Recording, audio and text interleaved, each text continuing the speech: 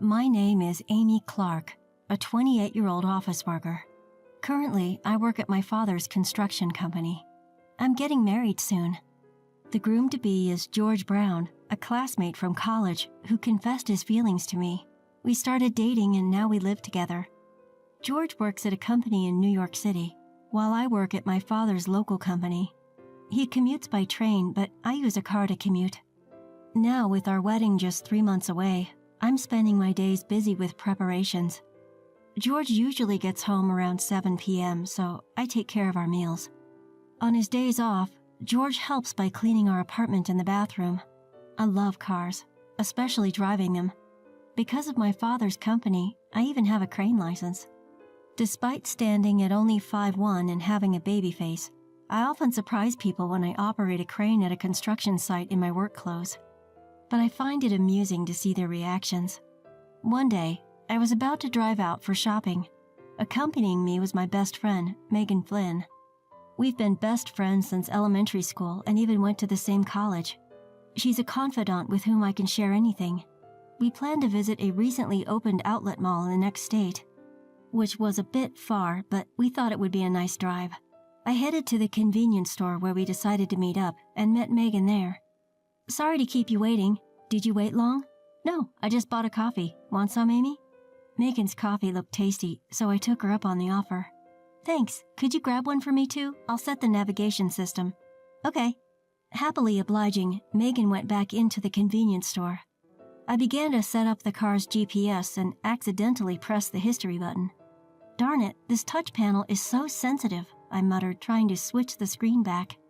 But then I noticed a surprising entry in the history. The name was Hotel Lovely Chateau. What's this? Of course, I'd never searched for such a thing before. This is my car, but George occasionally uses it too. George must have used it. Well, no biggie, I thought, not paying much attention to it at the time, and continued setting my destination. Today, Megan and I were heading towards an outlet mall that just opened in the neighboring state, which is a bit of a drive away. We quickly got on the highway. The weather was great, making for a pleasant drive. Near an exit ramp, Megan suddenly pointed out, Look, Lovely Chateau Hotel. What a cheesy name for a hotel these days. Lovely Chateau? The hotel from the search history earlier? While driving, I couldn't take a good look, but there was indeed a big sign saying Lovely Chateau Hotel. That's indeed cheesy. We laughed together, but I couldn't help but feel a bit concerned because of its name in the search history. After finishing our shopping with Megan and dropping her home, I returned home alone. Once I arrived home, I checked the car navigation system again. Lovely Chateau Hotel. As I searched the name, it indeed showed the location near that exit ramp. It was definitely that hotel. It was undeniably one of those types of hotels. I couldn't help but wonder why George had searched for that hotel. I decided to keep a close eye on George's activities. I decided to install a dash cam in my car. I discussed it with George and he agreed, saying, Why not? A lot of people have them these days. It's good for safety too. But in return, you have to pay for it, Amy. It's your car after all, he said. Although the car is in my name, George also uses it, so he ended up contributing a bit to the cost. The next day, after work, I drove straight to the dealership and had a dash cam installed. The dash cam comes with cameras facing the front and back, and one that records the interior of the car. The recording time is 5 hours, after which it overwrites previous footage. I also decided to add a GPS logger while I was at it. This device records the vehicle's movements via GPS. Then, after George had used the car, I checked the dashcam footage and GPS logger data. I mainly use the car for commuting, so George typically uses it on his days off. Of course, he always asks me for permission in advance. One weekend, George approached me asking, Can I use the car this Saturday? Sure, but where are you going? I asked. He replied, I'm planning to go to the shopping mall you went to last week. A friend wants to check it out. Who's his friend? Just a colleague from work. Lives pretty close by. Is this friend a woman? No way, man. He's a buff guy, even bulkier than me.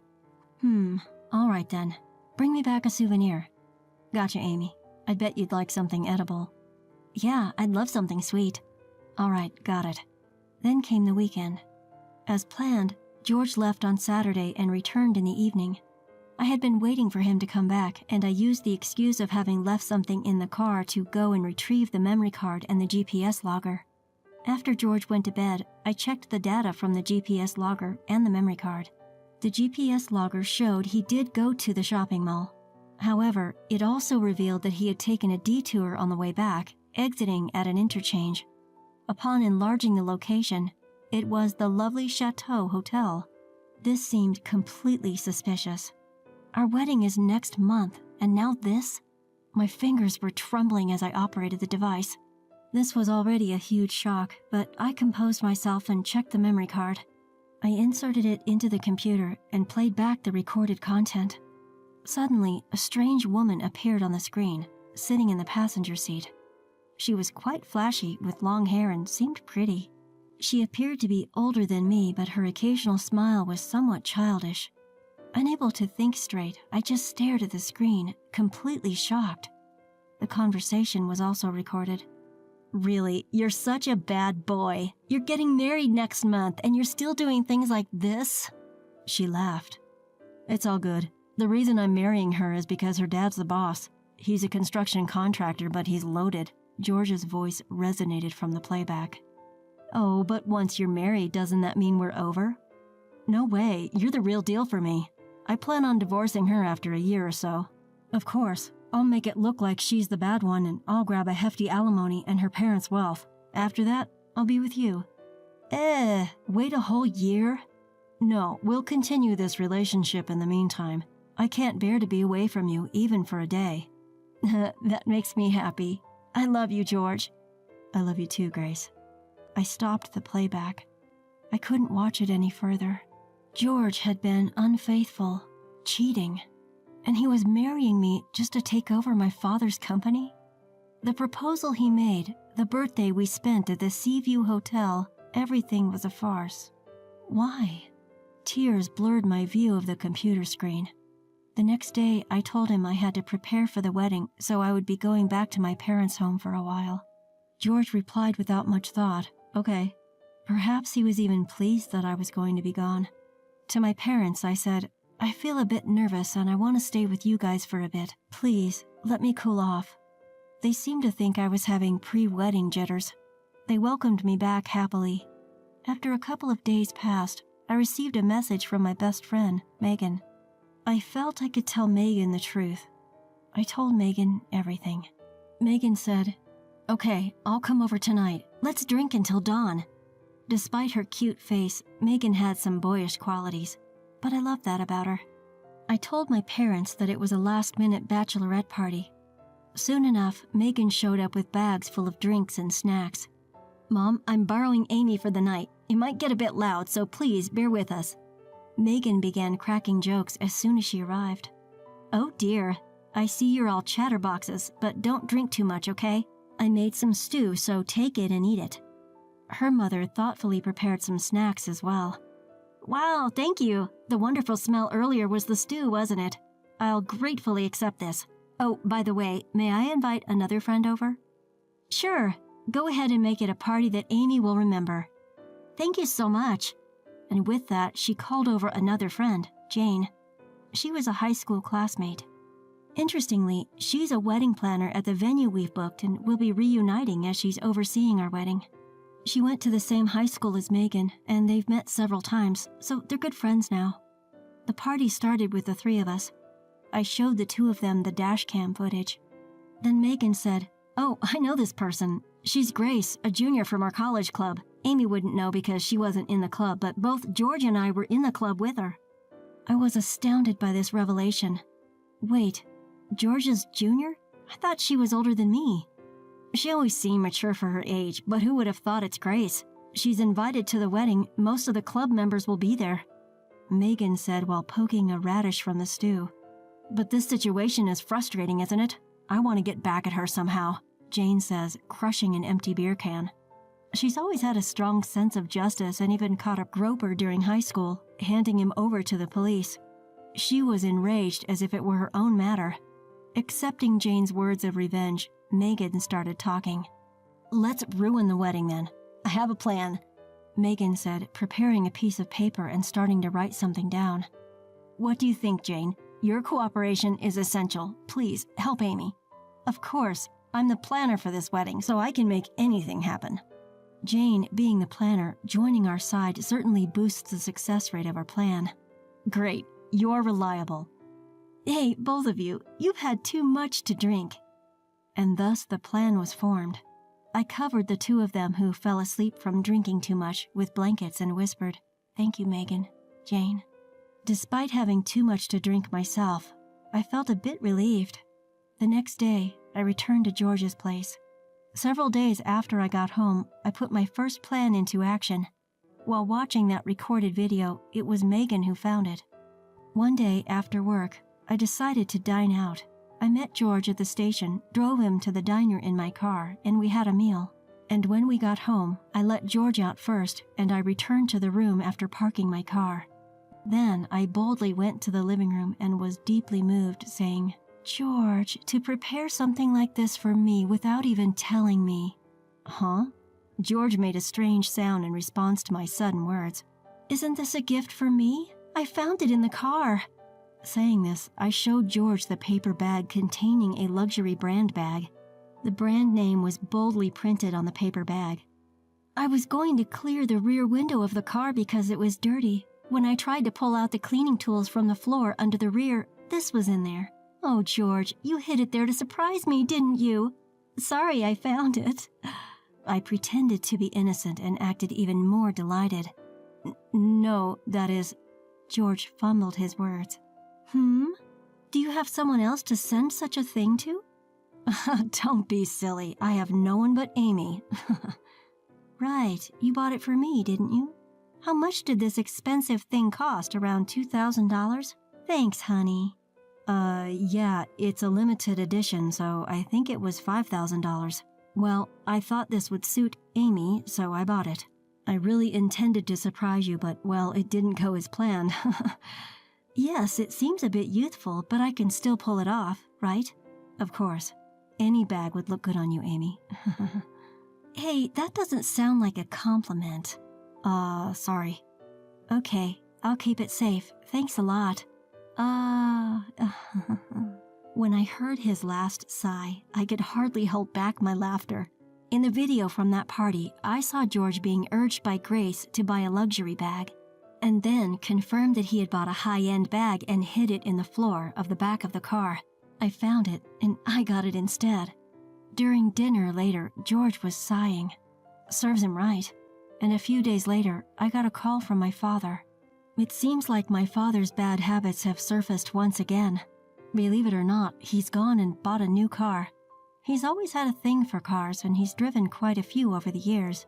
Apparently, on his way home from work, he pulled over at a used car dealership and spotted a gem of a car he used to admire.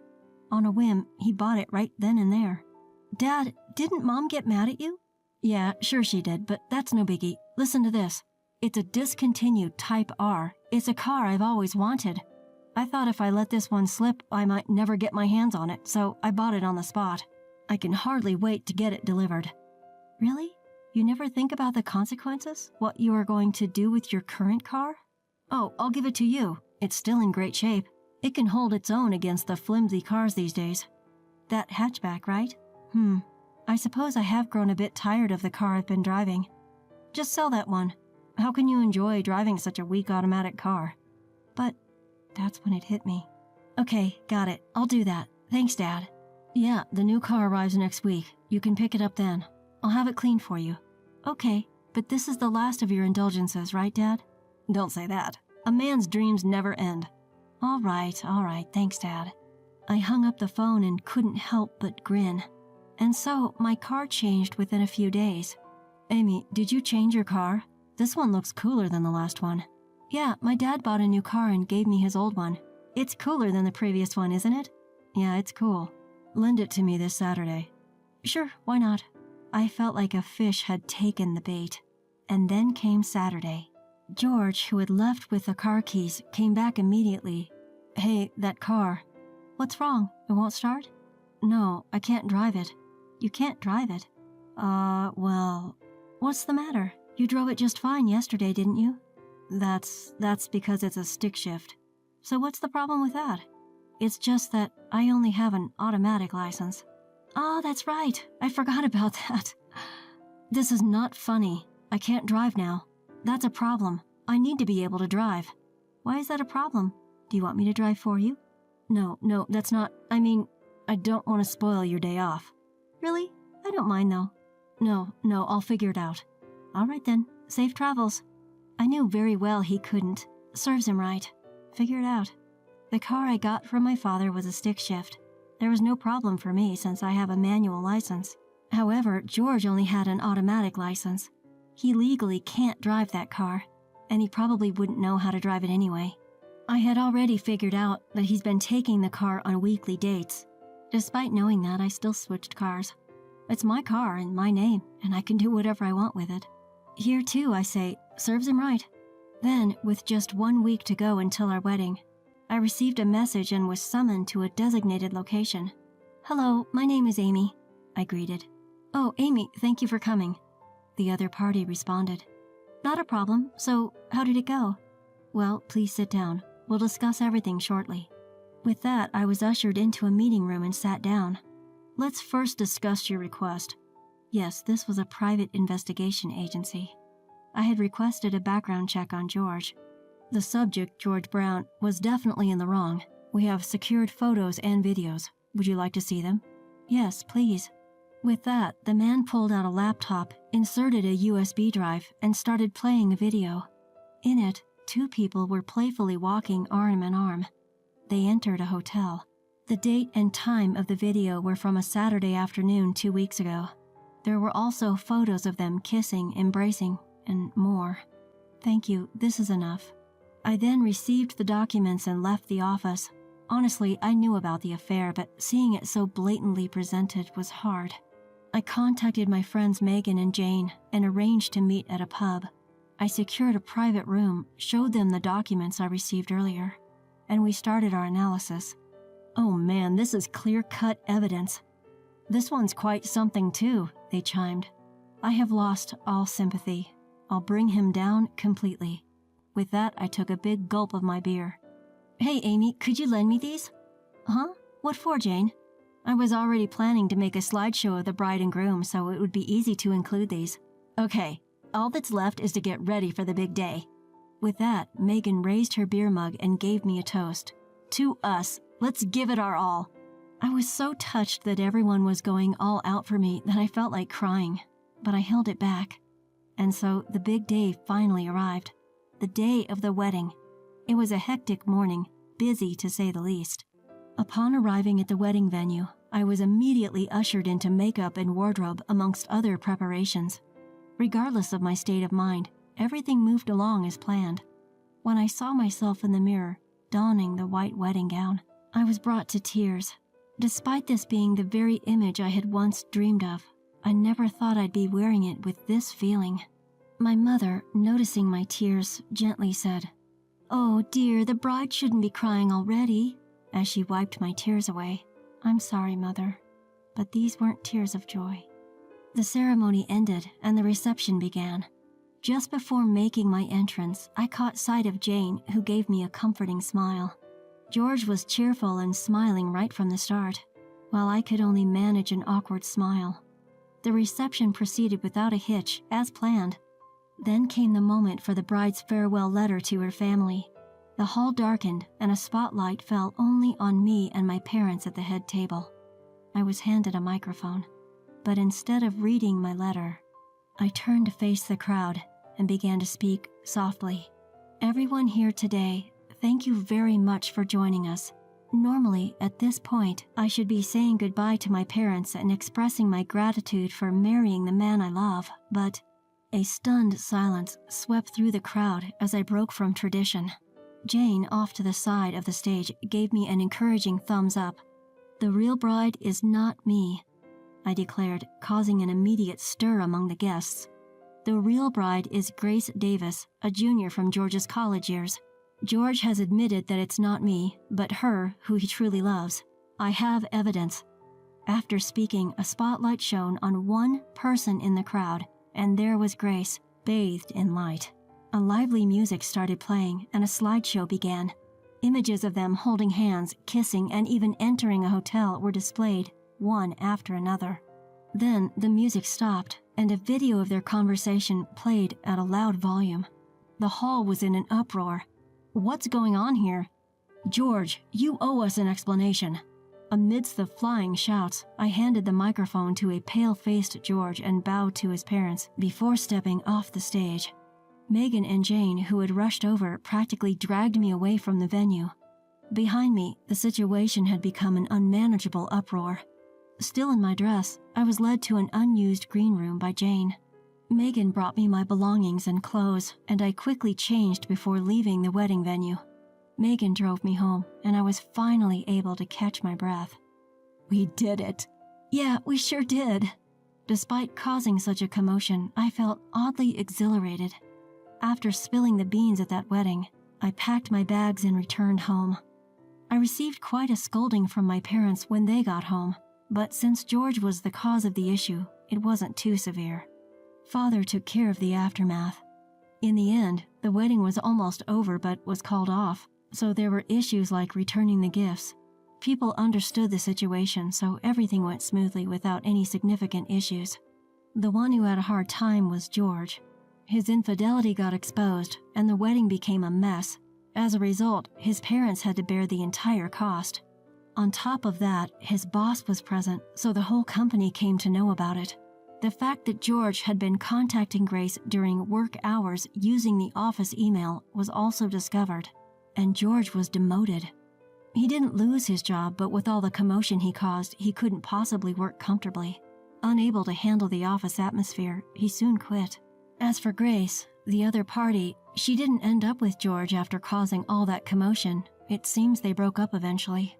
As the engagement had been broken off after we had exchanged betrothal gifts, I asked George for compensation and other costs.